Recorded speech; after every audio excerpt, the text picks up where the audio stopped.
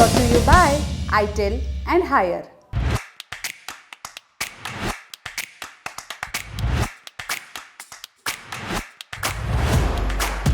पहली सुर्खी में बात पंजाब की।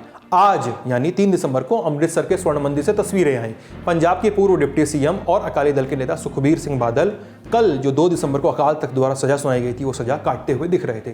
सबसे पहले उन्होंने 1 घंटा घर के बाहर गले में तख्ती और सेवादार के कपड़े पहने, हाथ में बर्छा लिया और सेवादार की सेवा दी। उसके बाद उन्होंने कीर्तन सुना और आखिर में जूठे बर्तनों की सेवा करने के बाद वो अमृतसर के इस स्वर्ण मंदिर से रवाना हो गए। सुखबीर सिंह बादल के साथ पूर्व मंत्री विक्रम मजीठिया और सुखदेव सिंह ढींढसा ने भी जूठे बर्तनों की सेवा की।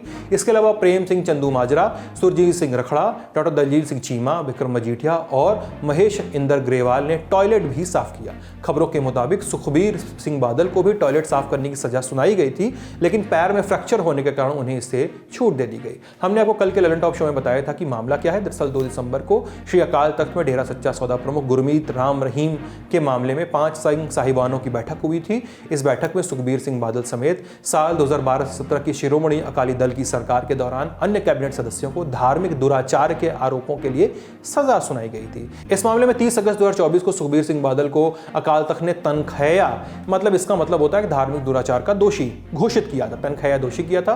और फिर 2 दिसंबर को सुनाई गई सजा। हमने एक्सपर्ट से पूछा सजा के तमाम आध्यात्मिक और राजनीतिक आयामों के बारे में, सुनिए उन्होंने क्या बताया। ऐसा है कि जो शिरोमणि अकाली दल है, 100 साल से ज़्यादा पुरानी पार्टी, इसमें इतना बुरा हालत इस पार्टी की कभी नहीं थी जितनी अब है।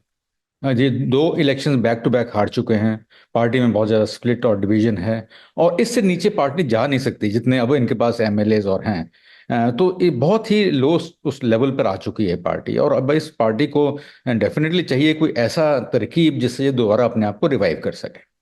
और उस संदर्भ में इन्होंने ये जो सारा सेक्रेटरीज का मामला हुआ है, जो पहले से चला आ रहा है, ये उस चीज़ को लेकर जिसमें ज़्यादातर तो ये लग रहा है कि थोड़ा सा प्लेड अप है, मतलब अपने आप इन्होंने इसको बनाया गया है किस तरह से, और ताकि इससे जो है सिर्फ उठ ही सकें दोबारा। क्योंकि ये जो इनका सिख धर्म में जब ये इस तरह की पनिशमेंट मिलती है उसके बाद मतलब वो खत्म हो जाती है बात, पीछे वाली बात खत्म हो गई, तो उसके बाद सिर्फ ये उठ ही सकते हैं ऊपर। तो अब वो इन्होंने कर दिया है कि इतनी हो गई पनिशमेंट, इससे ज़्यादा अब और कुछ हो नहीं सकता, तो ये क्लीन स्टेट से फिर दोबारा इसको शुरू करेंगे। लेकिन कुछ ऐसी चीज़ें भी हैं जो शॉकिंग हैं, जो शायद स्क्रिप्ट का पार्ट नहीं थी। और उसकी वजह यह है कि जो सिख क्लर्जी है वो बड़ी देर से दबी हुई थी बादलों के अंदर। बादल परिवार ने उस पर बहुत ज़्यादा उन्होंने कब्जा किया हुआ था। तो ये अब एक तरह की रीअसर्शन है, जो क्लर्जी है, सिख क्लर्जी, उनकी एक रीअसर्शन है कि हम भी जो हैं हम इंडिपेंडेंट हैं और हम मामले में हम कोई भी स्टेप ले सकते हैं। बाकी आपको इस मुद्दे को विस्तार से जानना चाहते हैं तो 2 दिसंबर के ललन टॉप शो का वो हिस्सा आपको लिंक में उसका लिंक डिस्क्रिप्शन में मिल जाएगा, जिसमें हमने इस पूरे मुद्दे को विस्तार से समझाया है।